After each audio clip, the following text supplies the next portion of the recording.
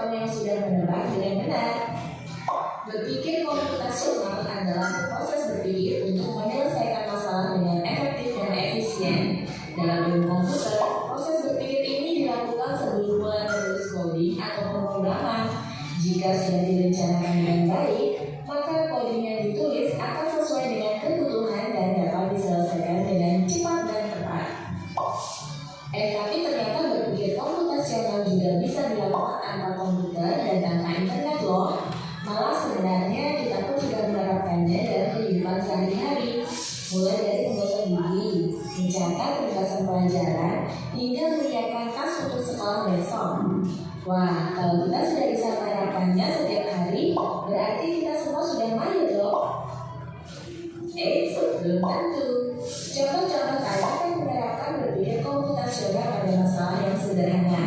Masih banyak masalah yang lebih kompleks, seperti misalnya mengatur keuangan bulanan, apa yang harus dilakukan kalau kamu tersesat di tempat baru, hingga memilih jurusan dan karir.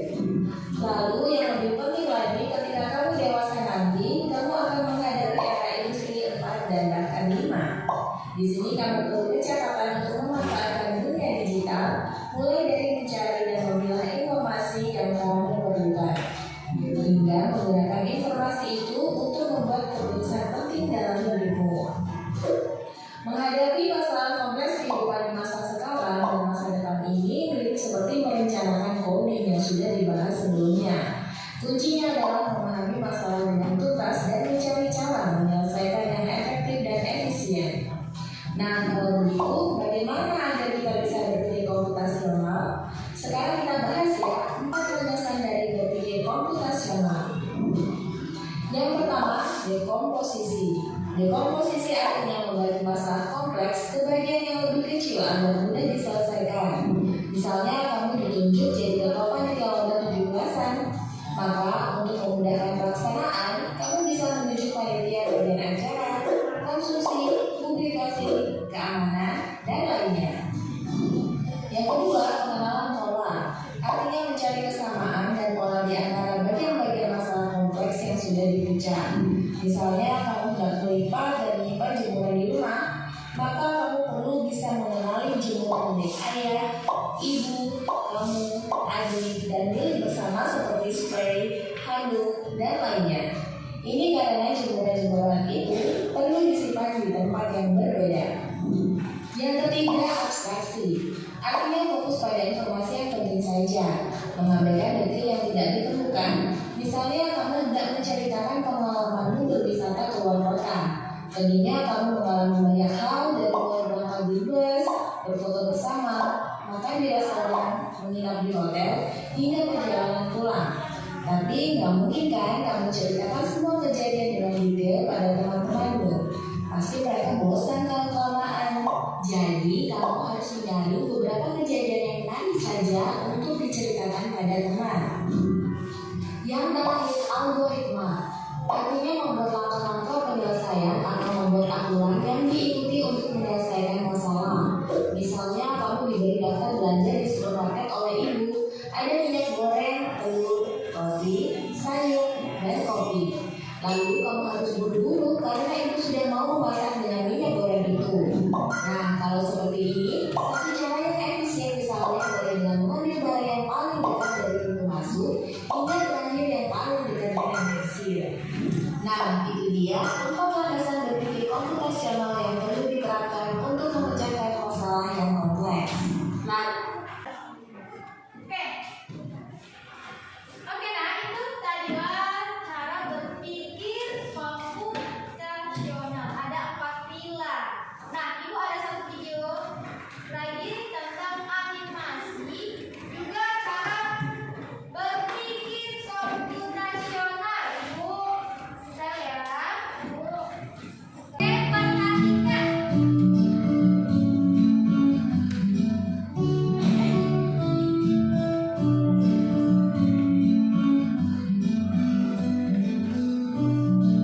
Liburan kali ini, kakak beradik, Raihan, Radeva, dan Raja berpetualang ke desa Eyang, yaitu desa Kebun Tebu di Lampung Barat, Provinsi Lampung.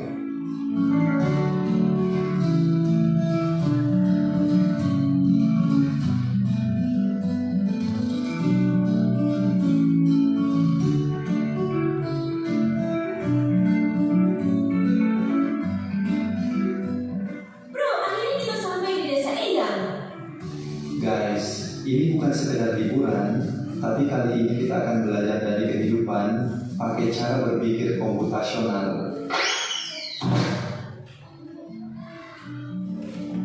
Wow, udaranya segar banget, indahnya desa ini. Sejauh mata memandang terhampar hijaunya sawah.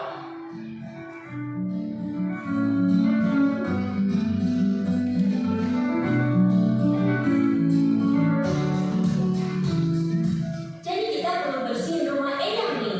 Gimana kalau kita bagi tugas aja supaya lebih cepat?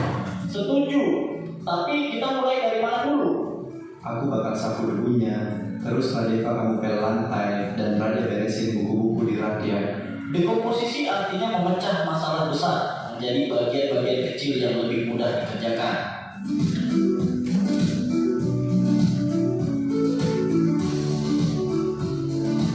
Yuk, kita mancing ikan, tapi kok susah banget ya dapetnya? Sabar, coba perhatiin dulu. Ikan tuh sering kumpul di bawah bayangan pohon. Lihat, ada bayangan pohon besar di situ, pasti banyak ikan di bawahnya. Jadi harus sabar dan perhatiin pola alam ya.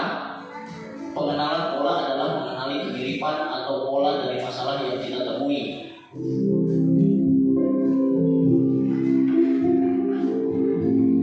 Wah, ada banyak pohon di sini. Gimana caranya nyari yang paling pas? Kita cari pohon mangga yang udah makan aja. Jangan terlalu banyak mikirin yang belum berbuah. Jadi kita abaikan aja pohon yang belum berbuah. Fokus ke yang penting. Betul, itu namanya abstraksi. Kita hanya memilih informasi yang relevan. Abstraksi artinya menyaring informasi yang penting dan mengabaikan hal yang tidak relevan. Oke, sekarang kita buat jus mangga. Ada langkah-langkahnya nih. 1.